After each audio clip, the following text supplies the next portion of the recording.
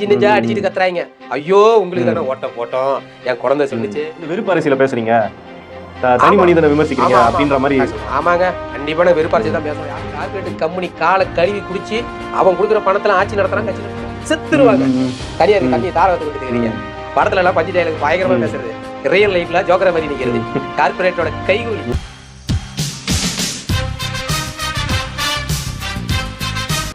வணக்கம் பிரபு. வணக்கம் பாலா, எப்படி இருக்கீங்க? ரொம்ப நல்லா இருக்கிறேன், சொல்லுங்க. ஏங்க என்னாச்சு? என்னாச்சு, நாடு போகிற போக்க பார்த்தா நம்மளுக்கு சிரிப்பு ஒரு பக்கம் வருத்தம். படிச்சு சொன்னோம், நடிகனை நம்பாதீங்க, நாடால தகுதி இல்லைன்னு. நாட்டை தூக்கி ரூல்ஸை ஃபாலோ பண்ணுங்கடா சொன்னா ரூல்ஸை ஃபாலோ பண்ணுங்கடா அப்படிதான் ஆகி போச்சு. கத்தி சொன்னோம், நாட்டை கொடுக்காதீங்கடான்னு. இப்ப நெஞ்சு நெஞ்சா அடிச்சுட்டு கத்துறாங்க. ஐயோ உங்களுக்கு தானே ஓட்ட போட்டோம், என் குழந்தை சொல்லிச்சு, இப்ப வீட்டை இடிக்கிறீங்களேன்னு கதறாங்க. ஒரு பக்கம் என்னடா இது, நம்ம இவ்வளவு தூரம் சொல்லி கேட்கல, ஏமாந்து போட்டீங்க, இப்ப உங்களை நினைச்சு நாங்க என்ன பண்றதுனே தெரியல, உங்களுக்குலாம் இது தேவை அப்படின்னு சொல்றது கூட அந்த மனசு வரமாட்டேங்குது. ஐயோ கஷ்டப்படுறாங்களே நம்ம மக்கள் தானே, படிச்சு சொன்னமே அப்படின்ற இடத்துக்கு. ஏன்னா இதை மாற்ற முடியாதுல்ல, இதுக்கு மேல 5 வருஷம் அனுபவிச்சுதான் ஆகணும். அப்புறம் இன்னைக்கு ரொம்ப மிக பரபரப்பா பேசப்பட்ட தகவல் என்னன்னா, பொதுவா ஒரு கட்சியிலேருந்து ஒரு பொறுப்பாளர் விலகுவாங்க, அந்த கட்சியோட தலைமையோட முரண் இருக்கும், இல்லை அந்த கொள்கையில முரணு, இல்லை ஏதோ ஒரு வகையில முரணு அப்படின்னு வெளியே போவாங்க. அது பெரிய அளவுக்கு வந்து பேசு பொருள் ஆகாது. ஆனால் நாம் தமிழர் கட்சியிலேருந்து மட்டும் அங்கே இருக்க பொறுப்பாளர் வெளியே போனால் அது வந்து ஒரு விவாதமாக மாறுது. ஏன் அது அந்த மாதிரி ஆகுது, நீங்க எப்படி பாக்குறீங்க? திமுக காலத்துலேருந்து இதை தானே பண்றாங்க. ஆனா யார கேளு, மற்ற கட்சி திமுக அதிமுக, இப்ப புதுசா வந்து விஜய் கட்சி கூட என்டிகே எங்களுக்கு போட்டியே இல்லைங்க, களத்திலே இல்லமாங்க. இப்ப என் கட்சியில இருந்து போனவங்க எங்க இருக்கிறாங்க, எந்த கட்சியில இணைஞ்சிருக்கிறாங்க? இதுக்கு முன்னால இதே போலதானே நம்ம கட்சியில இருந்து வெளியில போய் அந்த கட்சியில இணையறாங்கன்னு இணைப்பு விழாவை பெருசா கொண்டாடினாங்க, லைவா போட்டானுங்க. ஏன்னா நாங்க நாம் தமிழ் கட்சி முடிக்க போறோம் அப்படின்னாங்க. இப்ப எங்க கட்சியில இருந்து ஆளை உருவி சேர்த்து பயங்கர பிரம்மாண்டமா ஒளிபரப்பு பண்ண திமுக எங்க இருக்குது? வீட்டுல குந்தி நிக்குது. இப்ப அதே வேலையை தாவகப்படுறா, அடுத்த வருஷம் வீட்டுல அது குந்தோம், கண்டிப்பா உட்காரும். அதாவது இதெல்லாம் எதுக்குன்னு கேட்டீங்கன்னா, எதிர்த்தா பாத்தியா உங்க ஆளுங்களே விலை கொடுத்து வாங்கிட்டோம் அப்படின்ற மாதிரி ஒரு கட்டமைப்பு உருவாக்கினாலும் உள்ள விஷயம் என்னன்னு பாத்தீங்கன்னா, அவங்க மண்டைக்குள்ள ஒண்ணும் இல்ல, இவங்கெல்லாம் அரசியல் ரீதியா நம்மளால எதிர்க்க முடியல, இவங்கள மன உளைச்சல கொண்டு போகணும், இவங்களோட அந்த தைரியத்தின் தன்னம்பிக்கையும் உடைக்கணும், இவ்வளவுதான் உங்க ஆளை நாங்க முடிச்சிட்டோம் அப்படின்ற மாதிரி ஒரு கட்டமைப்பு உருவாக்குறாங்க. உங்க கட்சி அவ்வளவுதான் அப்படின்ற மாதிரி. இது மாரி எத்தனை பேர் போயிருப்பாங்க. கட்சி நம்ம என்ன முடங்கி வீட்லயே உட்காந்துட்டோம், போட்டி போல எந்த தேர்தலையும் போட்டாலுமே இந்த முறை வந்து 8 விழுக்காடுல இருந்து 4 விழுக்காடு வந்தது காரணமே வந்து நிறைய பேர் வந்து கட்சி விட்டு விலகுறாங்க. அது மட்டும் இல்லாம நீங்க வந்து வெறுப்பு அரசியல பேசுறீங்க, தனி மனிதனை விமர்சிக்கிறீங்க அப்படின்ற மாதிரி. ஆமாங்க, கண்டிப்பான வெறுப்பு அரசியல் தான் பேசுறோம். யார் இல்லைன்னு நானே சொல்றேன். எங்க அண்ணன் வெறுப்பு அரசியல் தான் பண்றாரு. மலையை உடைக்காதரான்னு சொல்றோம், உடைக்கிறவனுக்கு அது வெறுப்பு அரசியல். தண்ணியை விற்காதரா, அது எல்லாத்துக்கும் பொதுவானதுரா, நீ கடையில காசு வாங்கி குடிப்படா, ஆடு மாடு கோழி குருவி கொக்கெல்லாம் எங்கடா போய் குடிக்கும், என் மக்கள் குடிக்க தண்ணி கேட்கறான் கொடுக்க மாட்டேங்கிற, கோலாகமணி தண்ணி கொடுக்குற, தனியார் ஒரு தண்ணி பாட்டில் ஆளுக்கு அவன் தண்ணி கொடுக்குற, தண்ணி விற்கக்கூடாது தடை, என் ஆட்சியில் தடைன்னு சொல்றோம். அப்ப எடுத்து விற்கிறவனுக்கு நாங்க வெறுப்பு அரசியல் தான் நடத்துறோம். கல்வி வந்து எல்லாத்துக்கும், இந்த தமிழ்நாட்டில் இருக்கக்கூடிய ஒரு ஏழை மாணவன் கூட ஆசைப்பட்ட பட்ட படிப்பை படிக்கணும், கல்வி எல்லாத்துக்கும் இலவசம், நாங்க வியாபாரம் ஆக்க மாட்டோம் அப்படின்னு அண்ணன் சொல்றாரு. அப்ப கல்வியை வியாபாரம் பண்றவனுக்கு நாங்க வெறுப்பு அரசியல் தானே. சாராயத்தை ஒழிக்கணும், மது வேண்டாம், தனியார் முதலாளியை வாழ வைக்காத, ஏன் மக்களை குடிக்க வச்சு கொள்ற, ஏன் தாலியா இருக்கிற, அடுத்த தலைமுறையே சிந்திக்கிற திறனை எழுந்து தன்னம்பிக்கை இல்லாம தனியா திரியிறான், அவன் ஆரோக்கியமா இருக்குன்னா டாஸ்மார்க் ஒழிக்கணும், பெண் பாதுகாப்புல முக்கியத்துவம் முதல் அடி டாஸ்மார்க் ஒழிக்கணும். அப்ப சாராய ஆலை முதலாளிக்கு எங்க அண்ணன் சீமான் பேசுறது வெறுப்பு அரசியல் தானே. நாங்க வெறுப்பு அரசியல் முக்கியமா என்ன சொல்றாங்கன்னா வந்து சாட்டி துரைமுருகனும் இடுமவனும் கார்த்தி அவர் 2 பேரோட அந்த பேச்சு தான் வந்து இந்த ஓட்டு குறையறதுக்கே முக்கியமான காரணம். சரி, என்ன பேசுனாங்க? தப்பா ஏதாவது தனி மனிதர் தாக்குதல் நடத்தினாங்களா? இப்ப அண்ணன் சீமான் அவர்களை தாக்குதல் பண்றாங்கல்ல, திமுகவாகட்டும், அப்புறம் புதுசா வந்த நடிகர் ஒஜய், தளபதி கொள்கை இல்லாத ஒரு கூட்டம், அந்த கூட்டத்துக்கு ஒரு தலைவன், அந்த தளபதி, அவங்க குரூப் அண்ணன் மேல என்ன அவதூறு பரப்புறாங்க? இப்ப எதுக்கெடுத்தாலும் பாலியல் குற்றவாளி, திரள் நிதி திருடை, இந்த மாதிரி கொச்சையா பேசுறாங்க. அந்த மாதிரி எங்கேயாவது விஜய் நான் பேசணுமா? அரசியல் ரீதியா எதிர்த்தோம். தமிழ் தேசியம் திராவிட என் கண்ணுன்னு, அதுல ஒண்ணு இளவும் இல்லடா, அது மண்ணுடான்னு. திராவிடங்கிறதே என் மண்ணு, அது ஒண்ணுமே இல்லைன்னு. அதை தூக்கிட்டு நீ வர மறுபடியும் எதை நம்ம வீழ்த்தணும், தமிழருக்கு எதிராக எது இருக்குதோ அதை தொடச்சி எரியணுங்கிற அதைவே தூக்கிட்டு வர மாட்டுருன்னு மங்குனியா அறிவில்லை உனக்கெல்லாம். இப்ப அந்த ஒரு கண்ணு என்னாச்சு? தமிழ் தேசிய கண்ணு என்னாச்சு? தமிழருக்கு எதிராக எல்லாம் பண்றீங்க. பிஜேபி உள்ளேயோ விடமாட்டோம், அது வந்து பாசிச சக்தி, திமுக ஒரு தீய சக்தின்னா பாஜகவோட கொள்கைக்கு சிவப்பு கம்பளம் போட்டு உள்ள வர வச்சுட்டுக்கிற. பாஜகவோட ஒட்டுமொத்த திட்டத்துக்கும் கையெழுத்து போட்டு கொடுத்துட்டா வந்த 40 நாள்ல. என்ன பெரிய அதாங்க அறிவில்லாதவன் அவதூறு கையில் எடுப்பான். எடுக்கிறானுங்க வீழ்த்துறதுக்கு. அண்ணனா அரசியல் ரீதியாக வீழ்த்த முடியல, அவதூற பொறுப்பு கட்சியிலேருந்து ஆளவாங்க. திமுக பண்ணத்தாங்க இவன் பண்ணிட்டு இருக்கிறாங்க. புதுசா என்ன இவங்க அரசியலா அப்படியே யோசிச்சு அண்ணனை எதிர்த்து கருத்துல வைக்கிறாங்களா? இல்ல அந்த மண்டைக்குள்ள ஏதாவது இருந்தா தானே வரும். உங்கள்கிட்ட பணம் இருக்குது, பணத்தை வச்சு ஆளுங்களை வச்சு அவதூறு பரப்பிட்டு போ. 2 பேர்த்து விலைக்கு வாங்கிட்டா கட்சியை காணாம போயிருமா?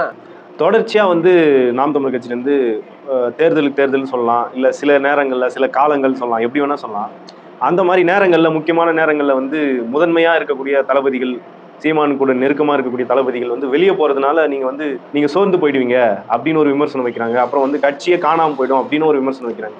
நீங்க அதை எப்படி பாக்குறீங்க? நான் ஆரோக்கியமா பாக்குறேன். ஆரோக்கியமா வெளியில போறது நான் ஆரோக்கியமா பாக்குறேன். எங்க அண்ணன் பக்கத்துல இருந்து குடைச்சல் கொடுக்கறதுனால எங்க அண்ணன் சிந்திக்கிற இடத்துல கொஞ்சம் தடுமாற்றம் இருக்கும். எங்க அண்ணன் அந்த குழப்பற ஆளுங்க கொஞ்சம் வெளியில போயிட்டு அண்ணன் தெளிவா சிந்திப்பாருன்னு நான் நினைக்கிறேன். நல்ல ஆரோக்கியமான அரசியல் வரும்னு நினைக்கிறேன். ஏன்னு கேட்டீங்கன்னா, நாமெல்லாம் முன்னாடி இப்ப கட்சி விட்டு போனாரு பாத்தீங்களா, அந்த சில பேர்த்த பார்த்து தான் நம்ம அரசியலுக்குள்ள வந்தோம். அவங்களே பாருங்க ஒரு சூழ்நிலையில வந்து அவங்க வெளியில போறாங்க. எப்படின்னா அவங்க தான் சோர்ந்து வெளியில போறாங்க. கடைசி வரைக்கும் நம்ம இப்படியே தான் இருக்கணுமா, நம்ம ஜெயிக்க மாட்டோமா அப்படின்னு தன்னம்பிக்கை இல்லை. அதனால அவங்க வெளியில போறாங்க. அதே மாதிரி நாம அந்த தப்பு பண்ணக்கூடாது. நாம ஆட்சி பிடிக்கணும், ஜெயிச்சா ஆகணும் அப்படின்னு வந்தோம் இல்ல. மக்களை புரிய வைக்கணும், அரசியல் படுத்தணும். அவங்களே வந்து தன்னிச்சையா வந்து புரட்சி பண்ணணும். தப்பு செய்யற அரசியல்வாதி கேள்வி கேட்கணும். நாம அவங்கள அரசியல் படுத்துறோம், கொஞ்சம் லேட்டு தான் ஆகும். நான் வந்து எங்க அண்ணன் வந்து இப்ப ஜெயிக்கணுங்க அப்படின்னு அண்ணன் முடிவெடுத்தா கூட்டணி போக முடியாதா? அண்ணனை கூட்டணி கூப்பிடலையா? அது 4 சீட்டு 40 சீட்டு வரலும் பேரம் நடந்திருக்குது. உங்களுக்கு தெரியுமா தெரியாதா? போன எலெக்ஷன்ல ஜெயிச்சிருக்கலாம்ல. பதவி தான் வேணும்னா கூட்டணி வச்சிருக்கலாம்ல. இவனுக்கு பண்ற அவதூறு அசிங்கம், ஒரு கட்சி தலைவன் கூட பார்க்காம அவன் இவனு பேசுறது, திரள்நிதி திருடன்னு சொல்றது. ஆக்சுவலா இவனுங்க கார்பரேட் கம்பெனி காலை கழுவி குடிச்சு அவன் கொடுக்குற பணத்துல ஆட்சி நடத்துறான், கட்சி நடத்துறான். ஆனா இந்த நாய்ங்களாம் நம்மள பார்த்து திரள் நிதிங்கிறாங்க. ஏங்க நீங்க கார்பரேட் பத்தி பேசுறீங்க, கார்பரேட் பத்தி அன்னைக்கே வந்து சர்க்கார் படத்துல விஜய் வந்து பேசிருக்காரு. பார்த்தேன். என்ன பாத்தீங்க? மூளை அப்படினாரு. கார்பரேட் மூளை இல்லங்க, கார்பரேட் கிரிமினல் அப்படினாரு. அது மட்டுமா? கத்தி படம் பாத்தீங்களா? கத்தி படத்துல என்ன சொல்லிக்கிறாரு? விவசாயம் தான் நம்மளோட. ஒரு கோல கம்பெனிக்காரே 9 லட்சம் லிட்டர் தண்ணி எடுக்கிற ஒரு நாளைக்கு தாம்பரம் ஞாபகத்துல இருந்து இப்படி எடுத்த விவசாயம் செத்துருவான். அதைத்தான் நாங்களும் சொல்றோம், செத்துருவாங்க. தனியா இருக்கு தண்ணியை தார வந்து கொடுத்துட்டு இருக்கிறீங்க. படத்துல எல்லாம் பஞ்சு டயலுக்கு பயங்கரமா பேசுறது, ரியல் லைஃப்ல ஜோக்கர மாதிரி நிக்கிறது. கார்பரேட்டோட கைகூலி, கார்பரேட்டோட மூளைதான் இவங்க. நம்மளை பார்த்து திரள் நிதிங்கிறது வெக்கமே இல்லாம. ஏங்க இவரு சொத்துல இருந்து ஒரே 1% தாங்க தேர்தலுக்கு செலவு பண்ணிருக்கிறாரு. 99% கார்பரேட் கொடுத்த பணம் நிதி திரள் நிதி. ஆனா இதுங்க பார்த்து நம்மள சொல்லுதுங்க நாம வந்து திரள் நிதி வாங்குறோமா. மக்களுக்கு கட்சி நடத்துறவங்க அவங்களுக்கு வந்து விஜய் வாங்குறது என்ன தெரியுமா? விஜய் வாங்குறது என்ன நினைக்கிறாங்கன்னா அவங்க அது வந்து கிரவுட் ஃபண்டிங், ஆனா நீங்க வாங்குறது திரள் நிதிங்க அப்படின்னு அவங்களுக்குள்ள ஒரு கற்பனை. கிரவுட் ஃபண்ட் அப்படிங்கிறது தமிழாக்க என்னங்க? அதுதான் திரள் நிதி. இது கூட புரியாத தற்கொலைங்களுக்கு நம்ம பேசுற அரசியல் புரியுமா? புரியாது இல்ல. நம்ம பேசுற அரசியல் புரியறதுக்கே அவங்களுக்கு 50. ஐயோ தொண்டனை விடுங்க, தலைவனே அப்படிதாங்க இருக்கிறாரு. தலைவனே அப்படிதானே இருக்கிறாரு. காத்துல ஊழல் பண்ண நாடு இது. எதுல? காத்துல 2G. இங்க வந்து காத்துல ஊழல் பண்ண அந்த கம்பெனில தான் பணம் அடிச்சு கொடுத்தாப்ல. அதாவது திரையில ஒரு வேஷம், தரையில ஒரு வேஷம். இந்த மக்கள்கிட்ட சொன்னோம், டே மேக்கப் கழிஞ்சா அந்த மூஞ்சில ஒண்ணும் இல்லாத மாரி இவர் அரசியலுக்கு வந்தா ஒண்ணும் இல்லை, அவருக்கு தெரியாதுன்னு கேட்கல. நாட்டை கொடுத்த இப்ப ஐயோ அம்மா நடிச்சுட்டு அழுகுற. எங்க விஜய் மட்டும் வந்தாருன்னு வச்சுக்காங்களேன், நாடு அப்படியே தலைகளா மாறிடுங்க. அப்படி பெண் பிள்ளைங்களை தொட்டா ராஜேந்திரன் பாலத்துக்கடியை பாருங்க, அப்படி கற்பனையோட ஓட்டு போட்டாங்க. ஒவ்வொரு பாலத்துக்கடியுமே நின்று பார்த்துட்டே வேண்டியதான். எவனும் தொங்க மாட்டான், நீங்க தான் தொங்கிடும். விவசாயிகள் போராடினானுங்க கத்தி அது மட்டும் இல்லாம அவரு கத்தி விவசாயி போராட்டம் பண்ணிடுறாடா, தண்ணியில இறங்கி உங்க விஜய போக சொல்றா. இப்ப எங்கேயோ போய் இந்த வேட்டி சட்டை கட்டிட்டு ஆய்வுக்கு போனாரு. அங்கெல்லாம் ஆய்வுக்கு போறிய, என் மக்களுக்கு போராட்டம் பண்ணிட்டு எங்கேயோ ஒரு ஆய்வுக்கு போனியா, என் மக்களுக்கு என்ன பிரச்சனை கேட்டியா? அதெல்லாம் இல்ல, இவனுக்கு ஃபயர் விடுவானு பாருங்க எங்க முதலமைச்சர். அந்த அப்படியே ரேஷன் கடையில் பாருங்க, அப்படி பொருளை அளந்து இவ்வளவு அழகா சிதறாம போடுறாரு. பல வருஷமா இப்படித்தாண்டா போட்டுட்டு இருக்காங்க எல்லாரும். இவரே என்னமோ வானத்துல இருந்து குதிச்சு விராட்டுங்க பாருங்க, அவர் எடுக்கிறாருங்க கொட்டுறாருங்க. என்னால முடியல. திமுக ஐயா ஸ்டாலின் பாத்தீங்களா, எங்க தளபதி டீ குடிக்கிறாரு. இங்க பாருங்க இந்த குழந்தைங்களோட மடியில உட்காந்து விளையாடுறாரு. இங்க பாருங்க காலையில சத்துணவு. இங்க பாருங்க எங்க மு.க. ஸ்டாலின் குழந்தைங்கள உட்காந்து பாருங்க அழகா சாப்பிடுறாரு. இதையத்தாங்க இவனுக்கு போட்டு அறுக்குறானுங்க இந்த வருஷமும். ஏங்க இதெல்லாம் அது விளம்பர மாடல், அது விளம்பர மாடல், இது விளம்பர மாடல். இதோட இன்னொரு பெரிய குடும்பம் இருக்குது. ஏங்க தியேட்டருக்கு போய் படம் பாக்குறேன், என்னமோ 10 வருஷம் ஆட்சி செஞ்சு சாதனை பண்ண மாதிரி தியேட்டர்ல விளம்பரம் போட்டுட்டு இருக்காங்க. ஐயோ ராமாடி, மாற்று நீங்க கர்மாந்திரம் முடிச்சு இந்த நாட்டை மாத்திரையோ இல்லையோ, அந்த தியேட்டர்ல வர விளம்பரத்தை மாத்துங்க. இதுக்கு முன்னால ஸ்டாலின், அதுக்கு முன்னால அம்மா ஜெயலலிதா, இப்ப விஜய். இதுதான் மாற்றமா? கொடுமை. இதெல்லாம் மாற்றம் நினைச்சு இவனுங்களே ஏமாந்துக்க வேண்டியதான். ஆனா மத்தபடி ஒரு மாற்றமும் நடக்க போறது இல்ல. இன்னொரு பக்கம் வந்து இந்தியா டுடே அப்படின்ற ஒரு நியூஸ் சேனல், அதாவது இந்திய ஆங்கில ஊடகம், அது அந்த ஊடகத்துல வந்து தொடர்ச்சியா வந்து ஃபேக் நெரேட்டிவ்ஸ், விஜய் முதலமைச்சர் விஜய் இதை பண்றாரு அப்படின்ட்டு ஃபேக் நெரேட்டிவ் செட் பண்றாங்க. தமிழ்நாட்டுல மட்டும் இல்ல, அதாவது இந்தி பேசுறவங்களும் வந்து இதை வந்து பேசுறாங்க, ஃபேக் நெரேட்டிவ் செட் பண்றாங்க அப்படின்னு ஒரு விமர்சனம் வந்து இந்தியா டுடேல வந்து வந்திருக்கு. அது நீங்க பாத்தீங்களா? விஷயம் பார்த்தேன், அதுல இப்ப இதையும் பார்த்தேன். ஆங்கில ஊடகமே அசிங்கப்படுத்தி காரி துப்பி இருக்குது. அதாவது எவ்வளவு பெரிய போர்ஜரி வேலை ஒரு தமிழ்நாட்டோட முதலமைச்சர் எவ்வளவு ஃப்ராடு வேலை பண்றாருன்னு காரி துப்பி இருக்கிற ஆங்கில ஊடகம். இதெல்லாம் வந்து துப்பனா தொடச்சிக்கணும், அந்த லிஸ்ட்ல வந்துடும். இதெல்லாம் கண்டுக்க மாட்டானுங்க இந்த தற்கொலைங்க. ஆனா பாரு எங்க தளபதி எவ்வளவு அழகா பேண்ட் போட்டு சட்டை போட்டு டக்கடிச்சிருக்காரு. பாரு எங்க தளபதி மாசா போறாரு. அங்க பாரு எங்க தளபதி அட்ட மாணி பாச மாதிரி இறங்கி வராரு பாருங்க, இவ்வளவு துள்ளி குதிச்சு வராரு. என்னடா இதெல்லாம்? ரீல்ஸ் பைத்தியம். தலைவன் தொண்டன் ரீல்ஸ் பைத்தியம். ரீல்ஸ் ஆச்சுதான் நடக்கும்.